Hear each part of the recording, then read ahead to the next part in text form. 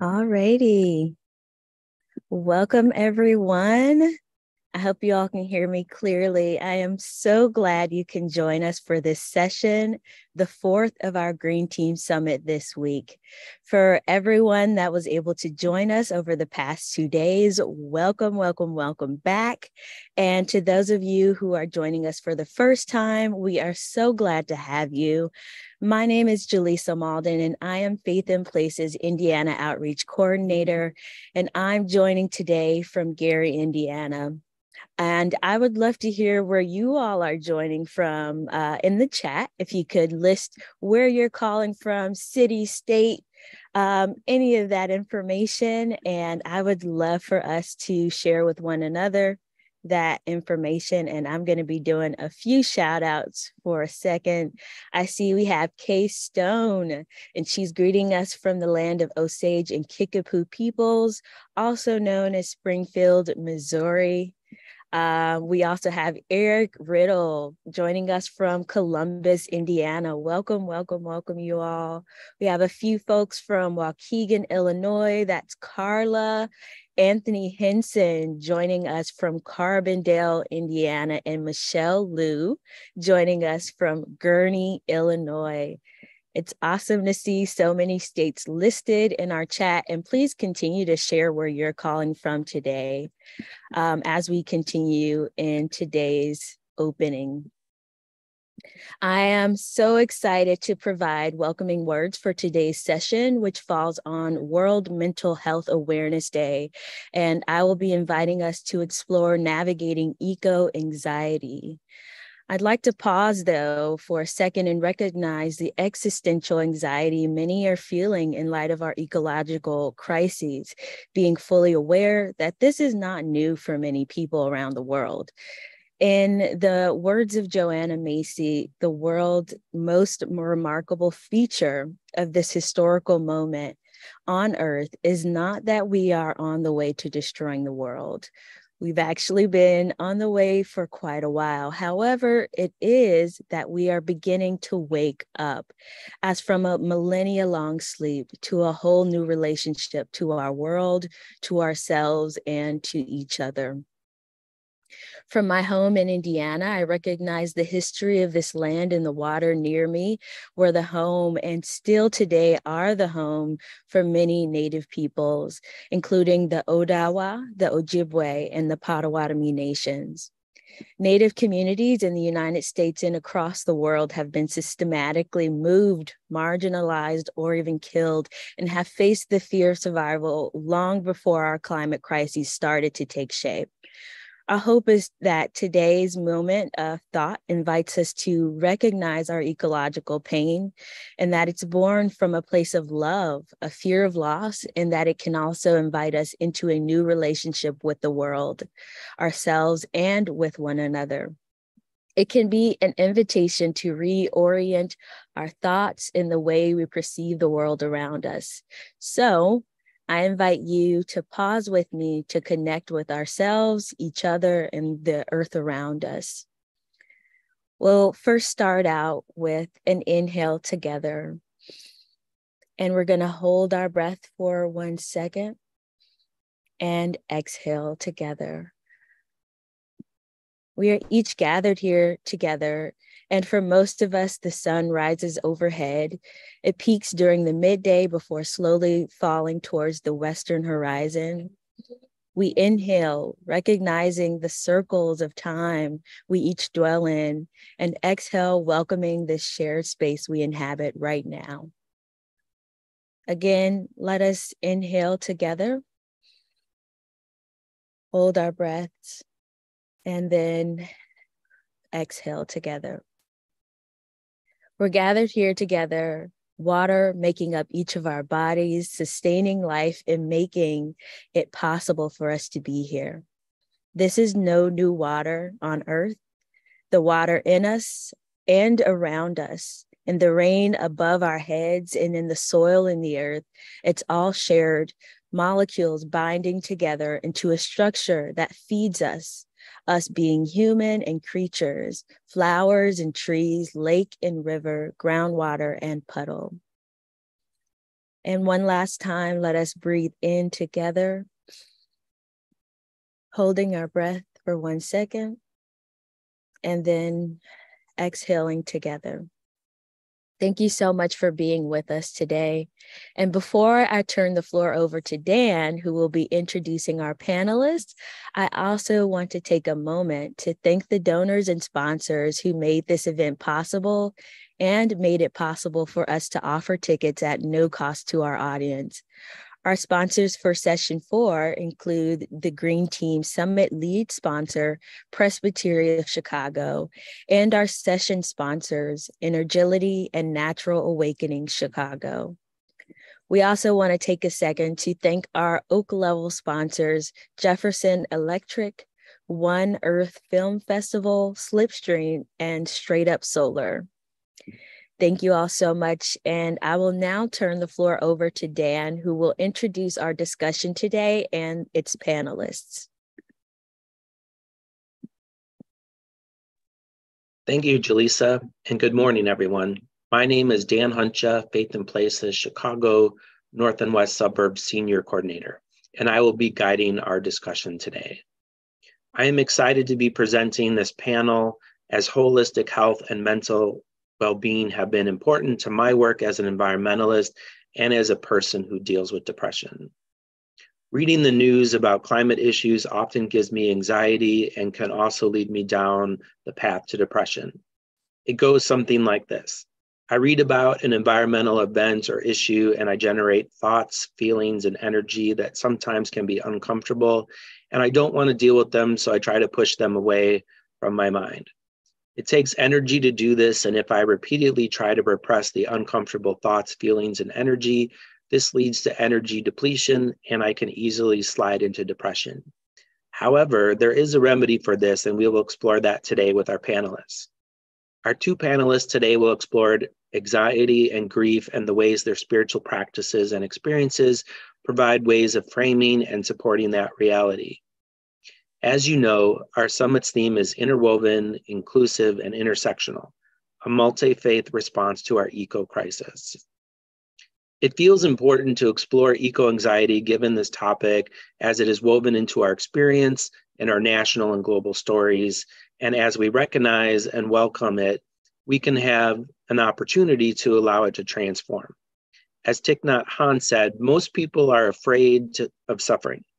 But suffering is a kind of mud that helped the lotus flower of happiness grow. There can be no lotus flower without the mud. There seems to be plenty of mud to go around these days, and we look forward to exploring how to welcome and transform it so we don't get stuck or run away. As people of faith, we are uniquely positioned to be leaders in recognizing reality, in the grief, the loss, and the fear present, and transform it into ways into unique to each of our traditions. In the words of Johanna Macy, we understand that our pain in the world is just the other side of your love for the world. I am honored to introduce two individuals who help us discover ways to honor the ecological pain we face in ourselves. They are each leaders in working at the intersection of the climate crisis, climate change, justice, and spirituality, and I'm looking forward to learning from them today. First, I would like to introduce Rabbi J. Michaelson. Rabbi J. Michaelson is a journalist, professor, and mediation teacher. He is a political commentator on CNN and a columnist for Rolling Stone, as well as an affiliated assistant professor at Chicago Theological Seminary. He has been writing about climate change in the media and in academic context since 1998. Jay has also taught meditation for 20 years in Buddhist, Jewish, and secular contexts, including 5 years for the 10% Happier meditation app. He holds a PhD in Jewish thought from Hebrew University, a JD from Yale Law School, and a non-denominational rabbinic ordination. I'm also honored to introduce Kristy Drutman. Kristy Drutman is a Jewish Filipina environmental media creator and founder of Brown Girl Green, a media platform exploring the intersections between media, diversity, and environmentalism. As sustainability communication expert, Kristy has spoken in front of thousands as well as facilitated workshops centering around environmental media and storytelling across the United States. She has worked with youth globally to create intersectional, relevant online content to engage audiences about proactive solutions to the climate crisis. She is also the founder of the Green Jobs Board, an online platform bridging the equity inclusions gap within the green economy. We invite you to learn more about our panelists, their experience, and their writings through the resources and recordings link we will share after the panel. We will also have time for Q&A following the panel, so please feel free to chat questions you have for Kristy and Jay during our discussion, and we will get to as many as we can. Before we kick off the session, I'd like to express my heartfelt gratitude to Kristy Drutman and Rabbi Jay Michaelson for joining us today and being willing to share with us their unique experience and backgrounds. So thank you. And before I dive into the panel questions, I would love to give you each the opportunity to greet the audience, and you're welcome to share anything on your heart you may be bringing into this space if you wish. Jay, I will invite you to start. Thanks, Dan. Just really a pleasure to be here. There's a lot on many of our hearts and minds right now. So I'm just happy to be in this space. Okay, thank you. And Kristy? Yeah, hi everyone. My name's Kristy Drutman, and I'm really grateful to be in community and space with you all, especially today is World Mental Health Day. And I think it's very relevant for this conversation to ground ourselves in a time where a lot of people feel a lot of heaviness and are traversing through a lot of emotions in this moment. Yep, definitely. So Kristy, I'll start with you with my first question. This summit's theme explores the intersectional nature of the environmental movement. Can you share a bit more about how your experience and background from this perspective? What experiences and identities do you hold that influence how you experience and engage with your environment, with our environmental challenges?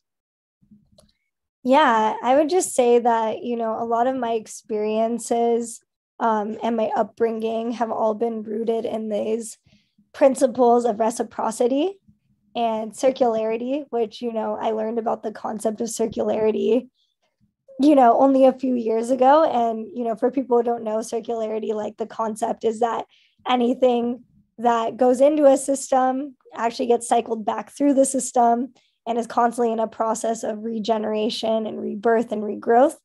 And, growing up, I think I was raised with a lot of principles around always making sure that I was giving back, always thinking about the impact that I would leave, always thinking about, it's not just about me, it's about the communities I'm a part of, it's about my family, it's about the future legacy that I would want to leave in the world. And so I'm really grateful that I was raised with some of those values, because I think it really made me recognize, once I got into more work around climate change and environmental issues, that can tend to feel very, I don't know, sometimes you just get really lost in the sauce, as they say, of like the science and the numbers and the policies and just like so much polarization. And I think it's interesting because then we like lose these principles around reconnection, around grounding, around what is our why? Why do we do any of this? How are we going to be able to reconnect the dots and make sure that the world that we're building is the world we want to leave behind? And I think people in today's society, it's very much like, we're all torn apart and everyone has a lot of these criticisms and judgments, and there's a lot of cancel culture and a lot of purity politics around being perfect. And I think that can make people feel like, when it comes to things like environmental stewardship or dealing with the injustices in the world and human rights issues, I think a lot of people are worried about saying the wrong thing or making the wrong judgment or making the wrong move in a way that's not perfect.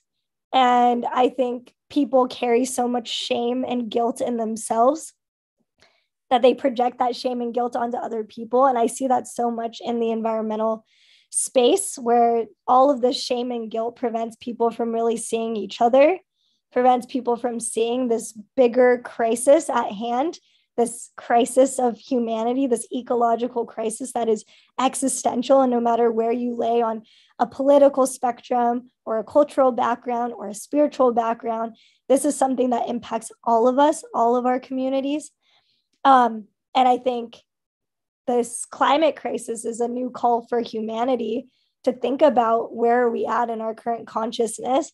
How are we connecting or disconnecting ourselves from ourselves, our own bodies, our own spirits and minds, and from others? And I think it's a really huge opportunity for us to sit with that and wonder, how did we get here? And I think for me, I feel very connected to that journey. I feel like that's why I'm here, is to be like a vessel to share stories and to try to reconnect people back to that truth. And I do that through storytelling. I do that through highlighting the voices of the unheard, especially people in the global South, people from communities that are directly on the front lines being harmed by climate change right now, whether that be drought, floods, fires, food crises. These stories need to be heard, again, because if you don't live in a certain place or you're not experiencing it firsthand, you're not going to be able to see it. Maybe you're not able to fully empathize. And so for me, my work is about creating those avenues of bridge building to connect the dots for people and maybe make them see the world in a new light and perspective, to see communities in a new light and perspective, and to understand that communities on the front lines are not victims. They are constantly fighting every day, day in and day out, to be resilient, to adapt to this changing world, to the harms that continue to happen to their communities. And I just want there to be a space for those stories to be shown. So a lot of my work is about recognizing the unrecognizable, the silenced, the shunned away, and bringing more visibility to that. And so, yeah, hopefully some of that resonated for people. But that is what I wanted to start today's conversation with. Yeah, that's great. Thank you so much. And then, so Rabbi Jay, the same question, and I'll repeat it just so it's fresh in your mind. This summit's theme explores the intersectional nature of the environmental movement. Can you share a bit more about your experience and background from this perspective? And what experiences and identities do you hold that influence how you experience and engage with our environmental challenges? Sure. So thanks again, Dan, and thank you, Kristy, for those beautiful opening words. I know there's a lot of sessions in the summit, and a lot of folks have said really wise things about the intersectional nature of the climate crisis in particular, environmental crises in general, how vulnerability and precarity tracks vectors of oppression, and how some voices that have been excluded, particularly from the environmental movement, are now hopefully getting a little bit more raising up and more centering. So I want to focus just specifically in responding to your question, kind of on the set of circumstances that has brought me to this point. So I do work as a meditation teacher, and you find on a sort of mass level, the experience of whether it's climate anxiety or eco-anxiety larger is very real. And it's tragic because it's debilitating people who care too much, who want to be involved in some form or fashion in creating a more sustainable world, but who are then discouraged or debilitated. Obviously, I think probably most people on this call know one of Joanna Macy's key teachings, that one reason we deny climate change in particular is that it's too painful to coexist with. I'll return to that a little bit later.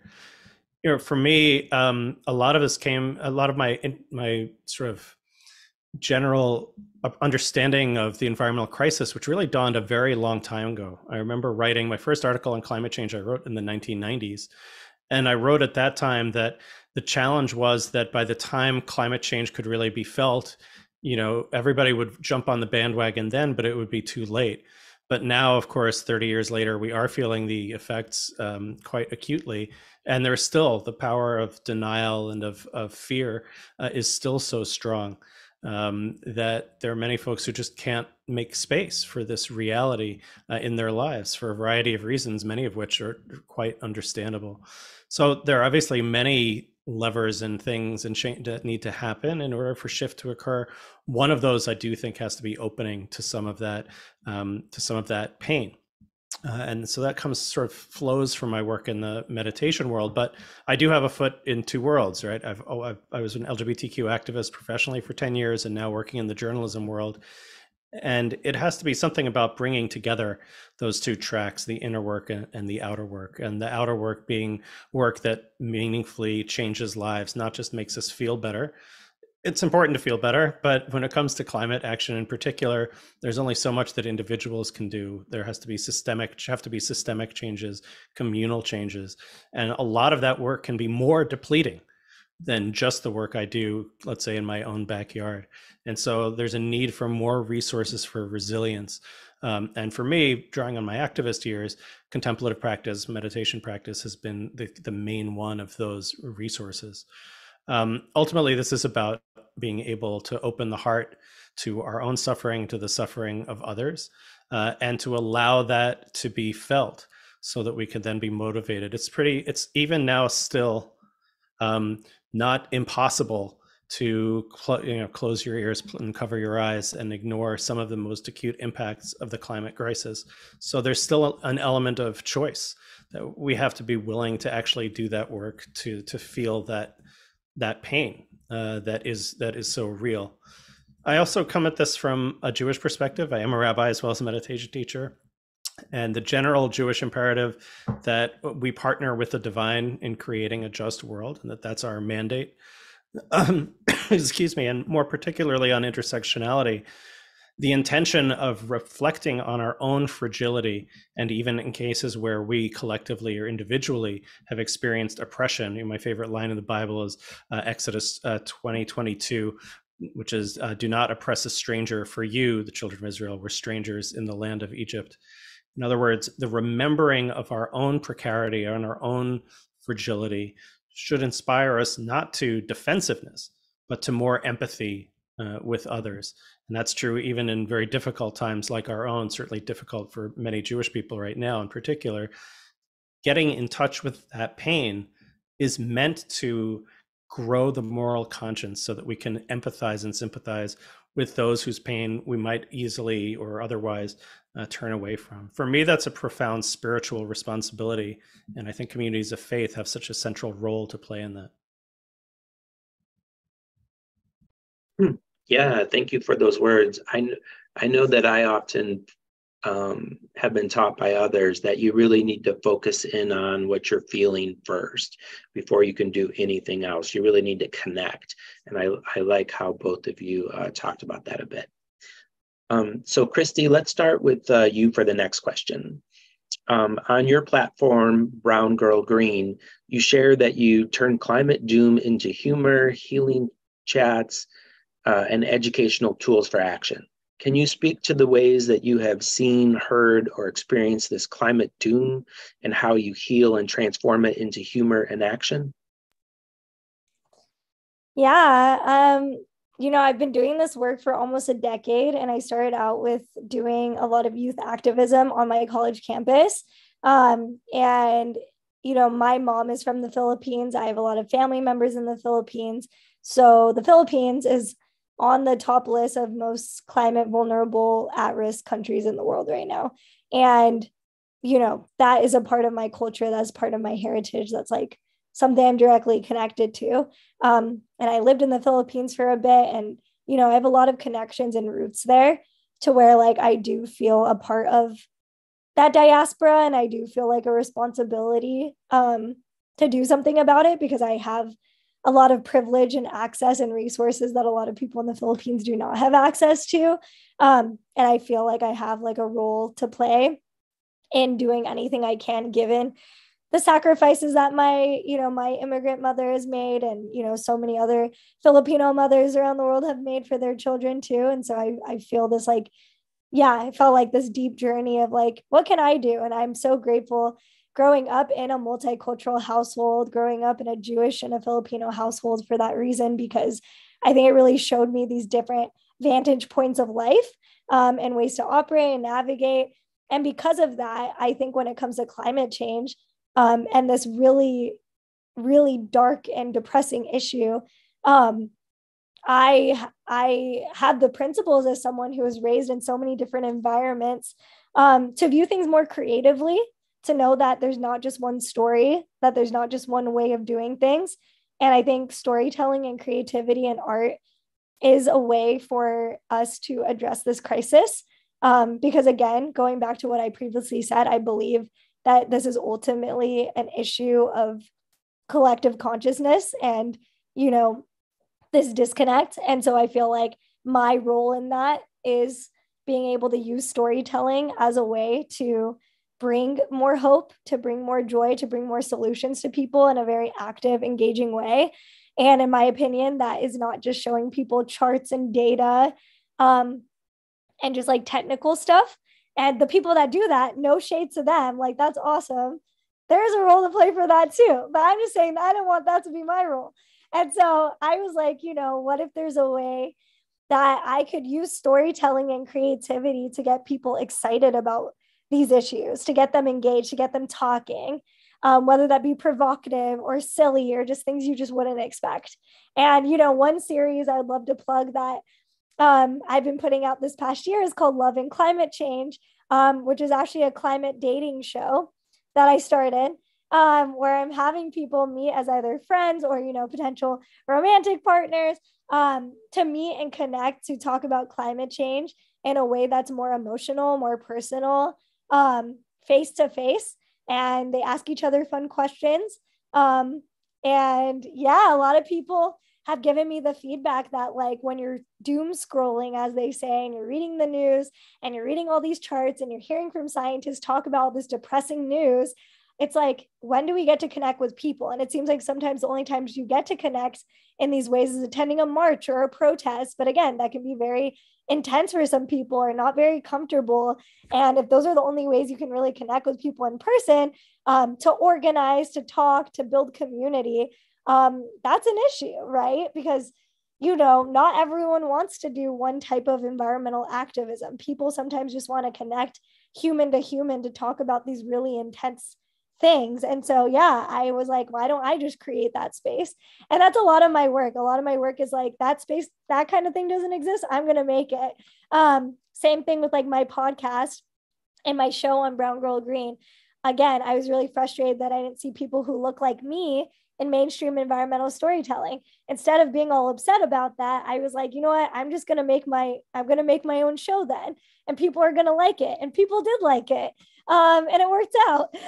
There was no guarantee that was going to work out, but again, it's like putting yourself on a limb to create these new creative spaces. Because if you carve out those new spaces of conversation, dialogue, and connection, I think something amazing can happen. I think we need to bring climate to the dinner table, to the synagogue, to churches and all over the place, like to have these conversations so people can sit with their emotions, sit with community, and be together in that way. So, yeah. Yeah, that's really cool. Thank you for all that. I'm with you with that as far as like, we need the people to do the facts, but then we also need the creativity to go into the solutions and connect with people, in more of a heartfelt way. So yeah, I really connect with what you're saying. I do a lot of that in what I do too. Like, I love using Far Side cartoons to illustrate climate points. It's kind of like ha ha, oh my gosh, that's really true. But yeah, that's really good to be creative. It's really awesome. And then to Jay, in your book, The Gate of Tears, Sadness and the Spiritual Path, you write, joy and sadness are not opposites. Sometimes they coexist like two consonant notes of a complex yet harmonious chord. In a world where so many ecological and social crises can leave us feeling numb or overwhelmed, can you speak how spiritual traditions can help guide us to engage feelings of sadness and ease suffering? Sure. So I cheated on this one because I had this question in advance. So I actually have three that I wanted to talk about very specifically. First, and we'll have a little chance to practice this in a little short meditation at the end, is just the word "and." That it's possible to accept a feeling and an emotion and not be totally taken over or debilitated by it. I found in my own experience in a sort of long meditation retreat practice just noticing that the energy of resisting a feeling was more difficult even than the difficult feeling. And that there was even a little joy in relinquishment, even if what's being, then taking that space emotionally is a challenging emotion, sadness or grief or even rage or any other, like that there was just letting go of the resistance itself had a kind of joy in it, even if what was being resisted is something very painful. And I found that really personally very inspiring, that it's possible to, there's a paraphrasing Rumi, to make space for the uninvited house guests of the mind and the heart, that this is who's here right now, and this is what's present right now. And for me, that's just been not immediately going to transmuting that pain into something else. Whether, even if it's something, transmuting it into positive action, but actually allowing there to be enough space to just feel that feeling, to be possible, maybe to be with it. Some feelings are too big and it's not possible to deal with it. It's not skillful. Teaching meditation in a trauma-informed way, for example, it's sometimes not wise to call up some feeling of intense pain or trauma.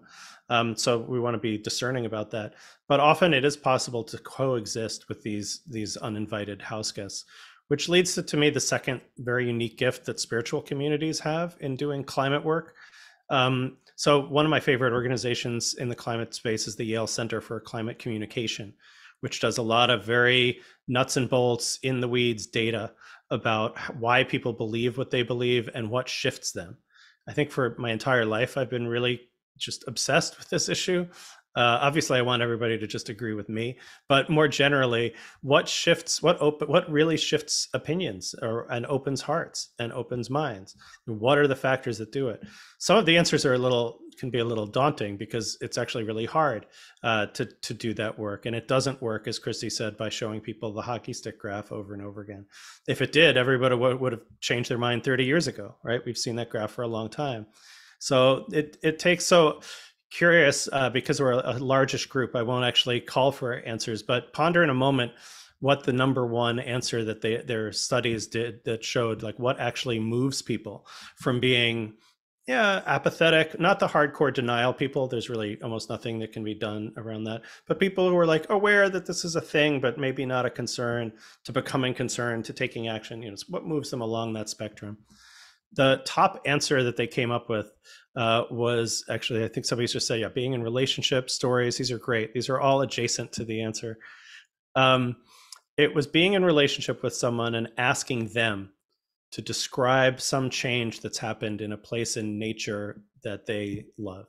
So it could be somebody who fishes, or somebody who hunts, even maybe if we might have our own issues around that, or it could be somebody who goes on a vacation to a particular place, because every place has changed, right? And noticing that this is a real thing and listening to their experience.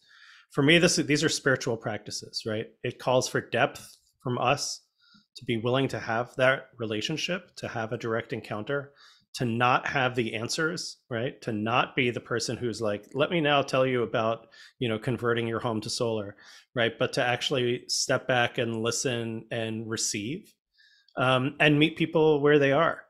It's not going to work every time, by the way, but meeting people where they are, in languages and in contexts, communities where they actually are, and allowing them to do this heart work.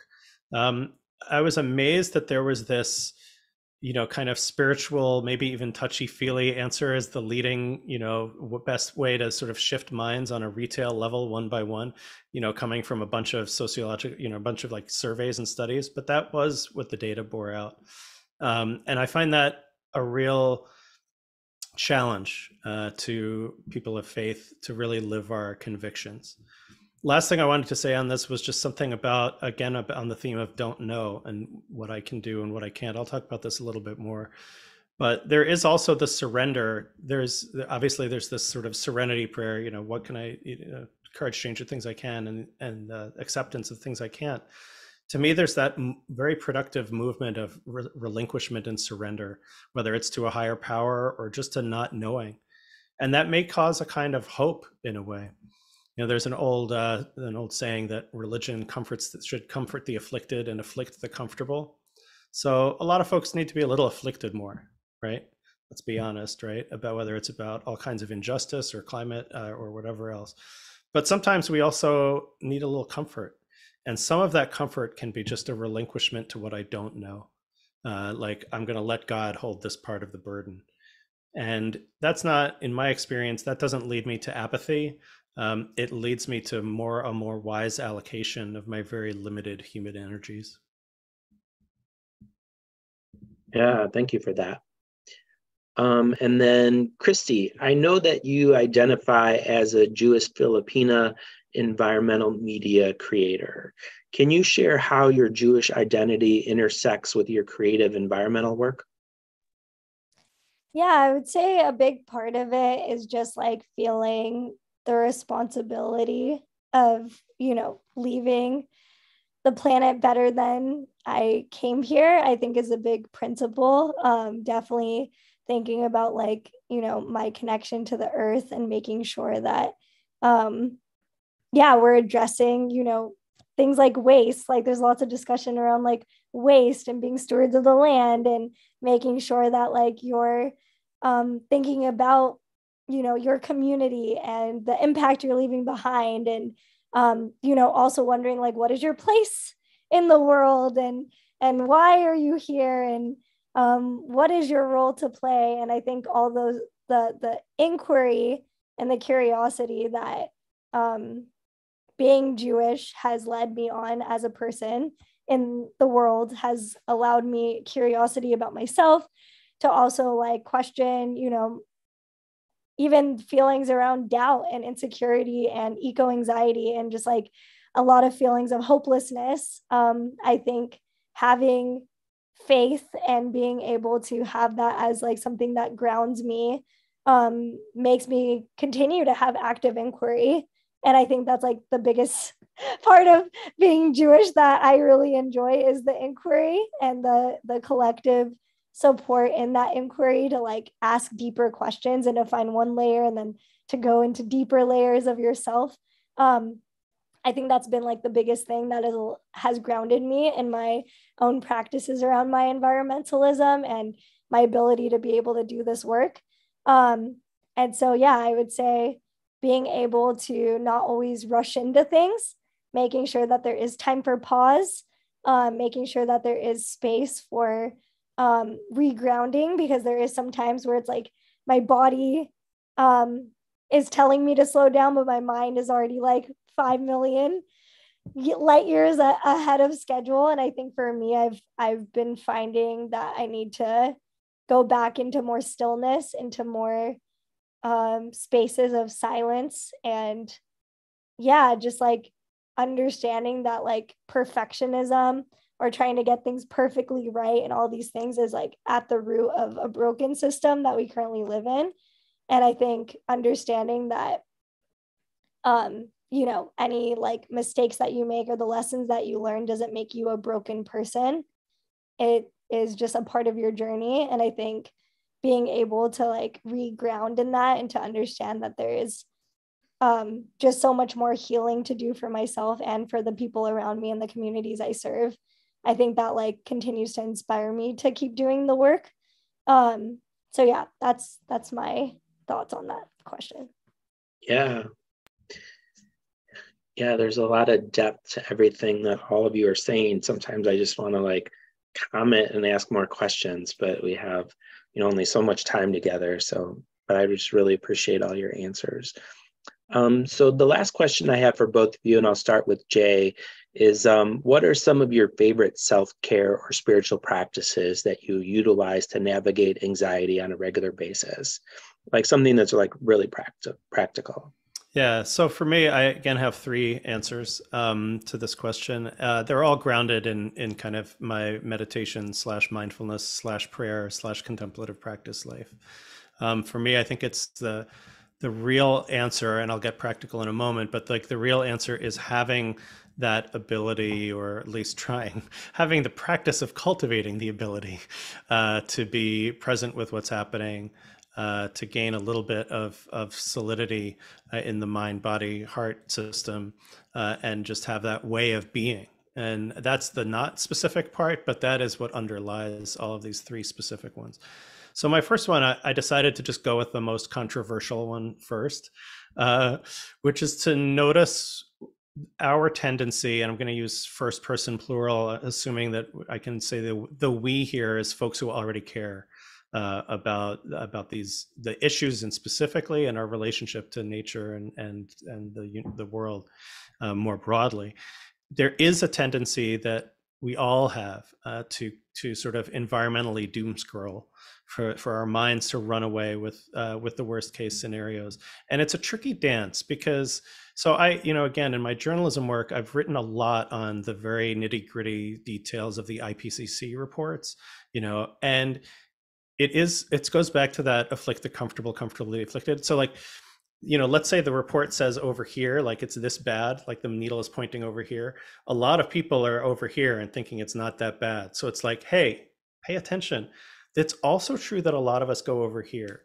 So I was in a long colloquy with a well-known Buddhist monastic, actually, who really is of the opinion that, civilization ends in this century, human civilization as we know it. So obviously I want to hold that pain with compassion. I also want to look to the science and see that that's not what the IPCC reports are saying, while understanding too that they are saying the tragedy is immense. See how it's a funny dance? It's like the tragedy is immense, but not that immense.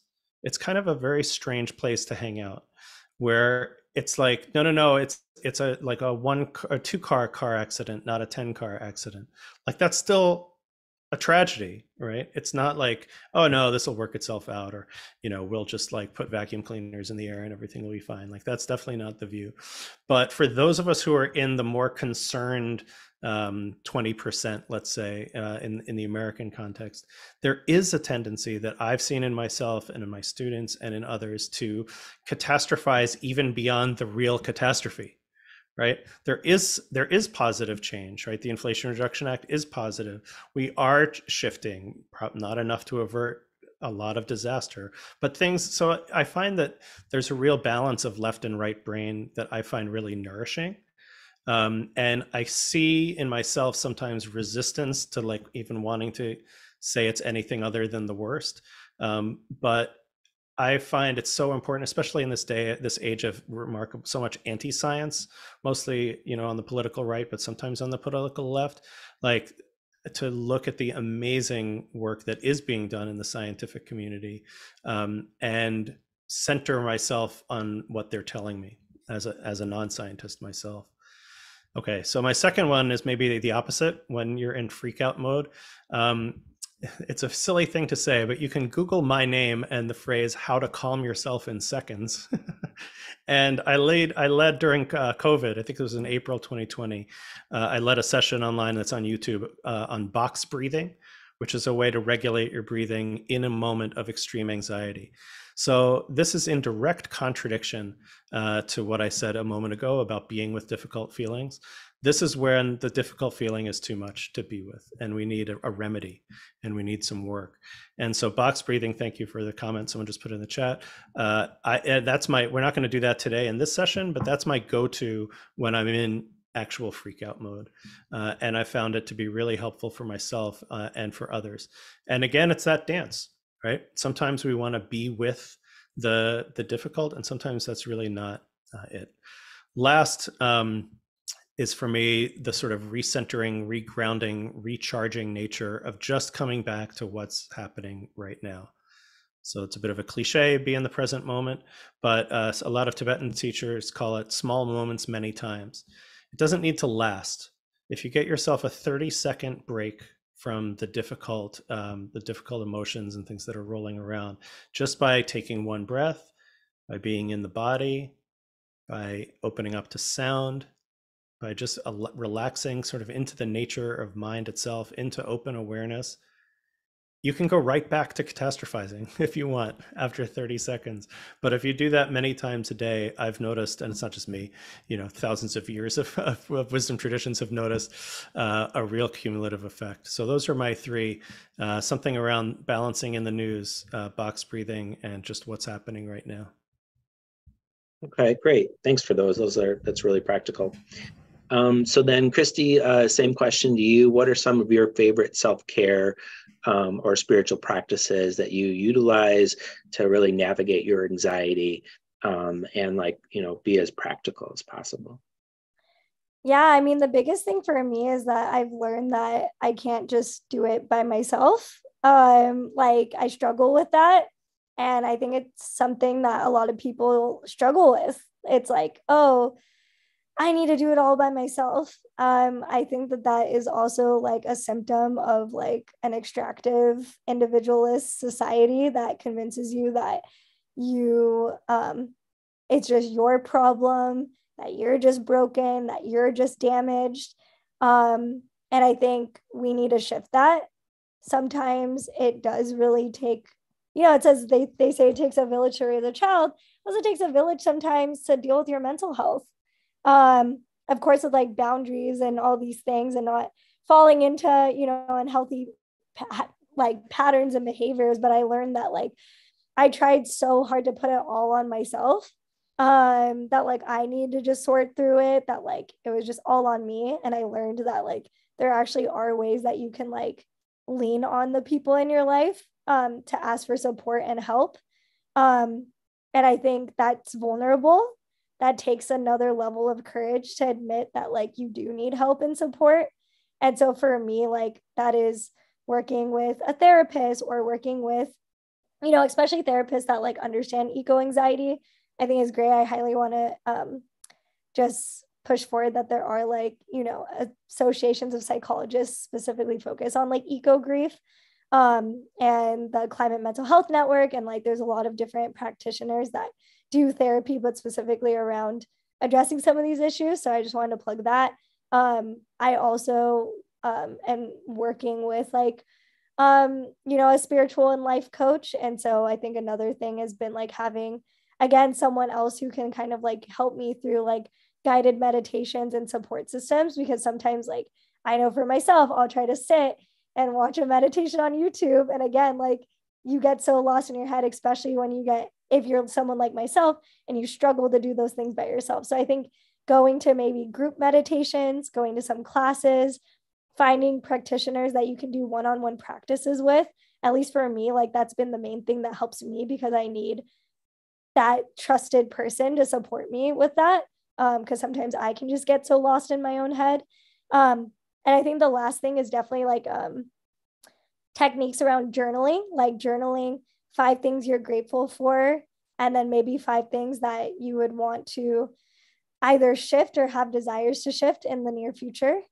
I think it gives you a grounding of like what is feeling really good for you in this moment, but also like where is it that you want to go. So you kind of have an intention you're setting and you have a bit of a North Star. I think sometimes when you don't have that, it can feel like everything's just kind of bumbling about, and then you can really like lose yourself in that. So I think it's important to have some structures and frameworks that set your intention in the moment, as well as like where you want to go. So those are some of the tips I wanted to share. All right, thanks. I appreciate both of you sharing those self-practices. I think that those can be really helpful for folks. So thank you for sharing that. We're going to skip over the Q&A period segment because we had such a rich discussion here. So I was curious if we could go right into the practice that Rabbi Jay was going to lead for us. Is that okay? Are you ready for that? Sure, that is fine. I just spent a moment responding to some folks in the chat. Not that Kristy needs my okay or permission, but if you want to do that while I'm doing the practice, feel free. I won't be upset. There's a lot of people saying really wise and nice and supportive things in there, so I won't mind if you decide to make that choice. And thank you for answering some of those. I saw that. Thank you. Sure thing. So I'm going to just invite us to kind of ground in this moment, and we'll do a practice that I do call and practice. I'm going to close my eyes. You're welcome to, if that helps you. And it's just, this is just focused on that word and. And I find that sort of my newsletter is called Both And. It's the sort of become quite a watchword for me of holding multiple perspectives at the same time, multiple realities, multiple feelings, not in a relativistic way, but just in a way of being able to see from different perspectives. So I'm going to just notice whatever the sensations are around the breath right now, not necessarily focusing too much, and not even trying necessarily to calm down. Meditation, it can be calming, but in this one, it's going to be a little more subtle than that. So I'm actually going to invite you, just after this moment of settling in, to bring to mind just, let's say, a teaspoon of climate anxiety. And by what I mean by that is not going into the numbers or the graphs, but just one tiny portion of that anxiety. So for me, all I have to do is think about, I have a 5-year-old daughter. All I have to do is think about her, and I get a little teaspoon of climate anxiety. That's the right dosage. Or it could be one particular place, kind of drawing on that Yale study, that you love that might be threatened, or one, terrible thing that happened this past summer. You don't even have to think into the future, but just one. We're not going to, right? You just select that in. And really allow yourself to go there if it feels safe to do so. And if it doesn't, you can just stay on the breath at any time. And noticing the changes in the body when you allow yourself to bring this difficult thing to mind. So, for example, my heartbeat actually just increased. There's some tension in some of the muscles in my arms. The mind has a bunch of thoughts. All of these are just what's happening. I was going to say welcome, but maybe that's too heavy a lift. They can be coexisted with. I notice a little bit of a fear that's there. You can't see because it's off screen, but I was just twitching with one of my fingers. Like, here I am telling you to, whatever, we're leading this thing, and I'm like playing. I was like fidgeting a little bit. I stopped fidgeting, but I'm not trying to go away from any of these responses. I'm just trying to notice them, recognizing them, allowing them, investigating them, that this is what's present.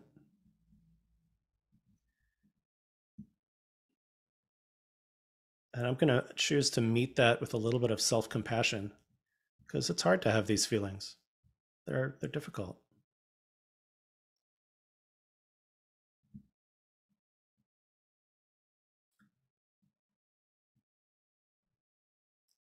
So here's what's happening. I can be with it. And by the way, it might not be anything like what I've described. You might feel actually a sense of sleepiness or a sense of distraction. Those may or may not be connected to something going on about whether you can be with this or not. That's fine, whatever's going on.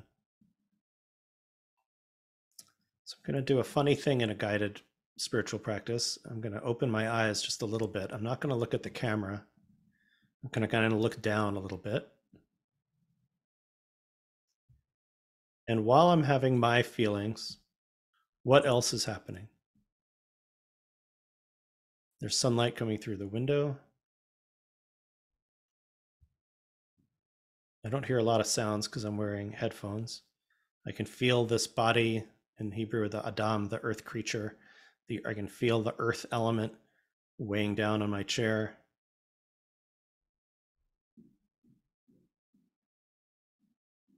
There's some breathing. At any time, there's this and. There's the difficult set of emotions and physical sensations that I was just having, and what's happening right now. Of course, there's no division between those. What's happening inside is also part of what's happening right now.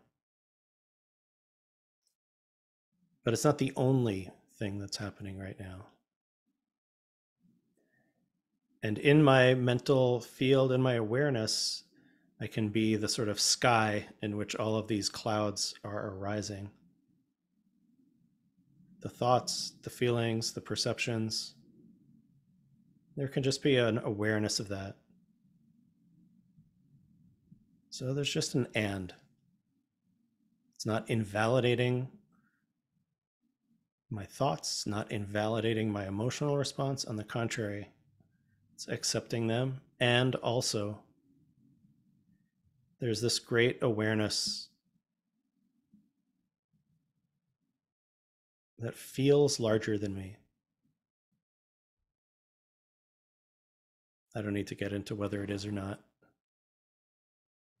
but it feels like I'm part of it rather than it's part of me. And there I find a certain kind of peace that doesn't get in the way of action, but enables me to do it more skillfully.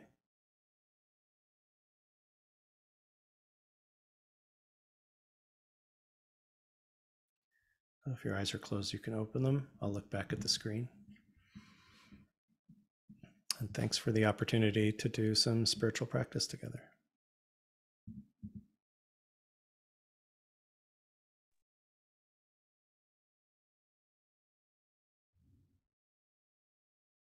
Yes, both.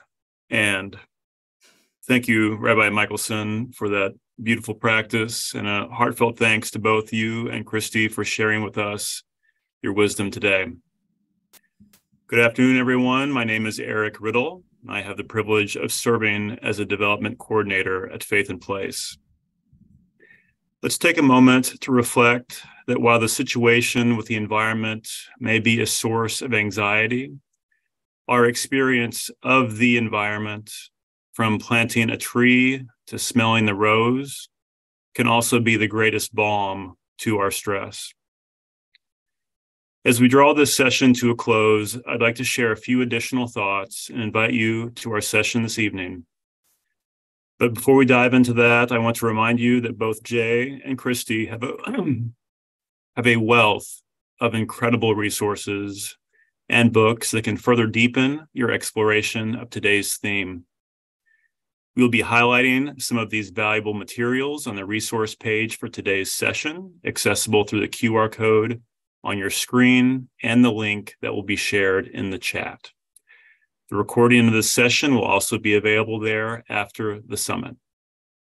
Today's discussion has been a profound reminder of our interconnectedness and the healing power of sharing the anxiety and grief we hold.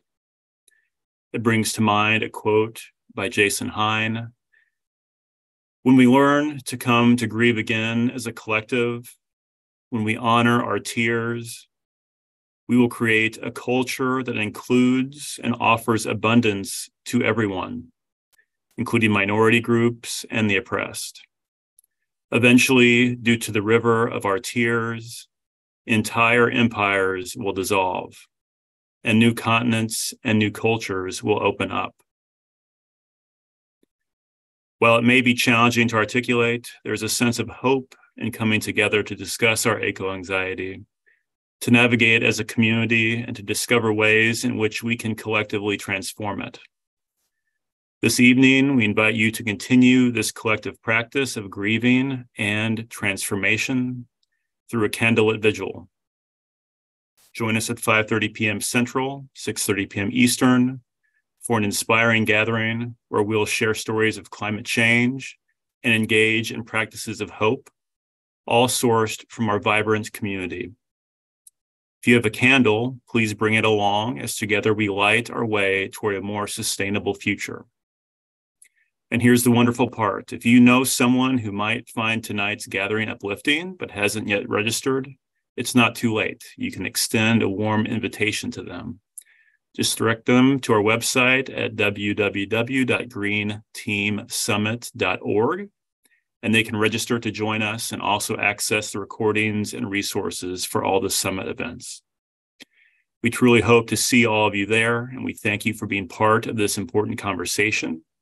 Your presence, your engagement, and your dedication to a better world inspire us all. As we transition from this session to the candlelit vigil, I'd like to express my deepest gratitude to Rabbi J. Michaelson and Kristy Drutman for your contributions today. Your insights and perspectives have enriched us all. In closing, I raise up a prayer of help as we seek the healing power of community in our journeys ahead. Thank you.